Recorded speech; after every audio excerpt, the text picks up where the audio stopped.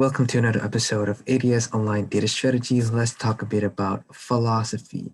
I've been studying a lot on about Stoicism, and I've recently managed to get my hands on books of Michael Singer, specifically The Untethered Soul, and of course, what's it called again? Surrender Experiment. Now, why I believe Stoicism is very important you in an active role, being the business owner or whatever decision making role that you have, is learning to be extremely objective towards the role that you have to play and the roles that are being played in your team or company, and of course how they relate into the bigger vision.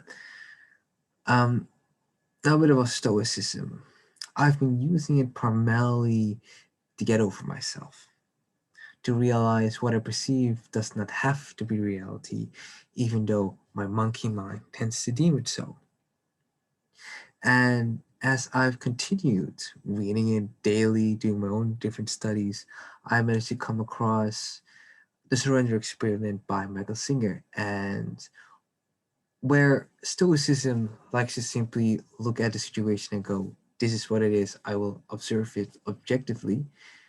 The opposite end, something funny happens because when an event happens, you get triggered, be it anger, jealousy, you name it. Normally, you would be extremely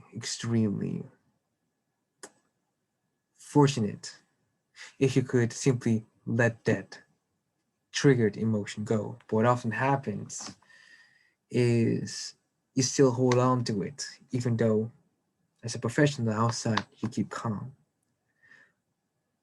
That's not going to help you in the long run. And what I have found using the surrender experiment, where you basically catch the trigger and simply judge whether it's handy to even get angry, or even better, simply let it go and let it do its thing. And then you're reminded, and I believe Stoicism goes in about it as well. I am to treat my body as a tool to demonstrate my power. So why, taking the words of Michael Singer, why make it more cumbersome? All the emotions that you feel, be it good or bad, can cause blockages toward your performance, as far as I've understood it. And how I've used the Michael Singer experiment, surrender experiment, is also as a spiritual practice of letting go. How does that relate to my decision making skills? For one, what I found in simply my professional job is simply by letting go, I can create more headspace and more peace of mind while doing different tasks. If something happens and it falls outside of my control, I simply surrender to it and make sure that whatever is in my power, I do to the maximum capacity with all my heart and simply be satisfied with that. Now, this simply follows the idea of my body gets triggered and I feel the emotion, but I am not my body and I am not the emotion. However, what is real is that there is an emotion that needs to run its course. It's like yoga in many ways, where you need to stretch out and simply be with the discomfort for a while and then let it go. It follows the idea of coloring as well, where let's say your morning is very yellow, very bright, very powerful, and all of a sudden something bad happens, something unfortunate happens where you miss the trend.